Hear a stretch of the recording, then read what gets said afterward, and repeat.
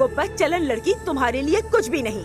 बस बहुत हो गया, मुझे बात नहीं बढ़ानी थी लेकिन आपने हद कर दी। जमरुद आपा ठीक है, खुद को परेशान मत करे। तुम जाओ लतीफ, तुम्हें जहाँ जाने जाओ, किसी की बात मत सुनो। तुम जाओ, तुम मलिहा से जाके बात करो।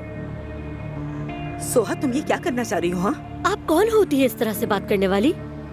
मलिहा बदचलन है। क्यों? लतीफ के बारे में ये बात क्यों नहीं कहती हैं आप? क्योंकि वो आपका बेटा है। अम्मी, ये बात सबसे पहले आपको खुद समझनी चाहिए।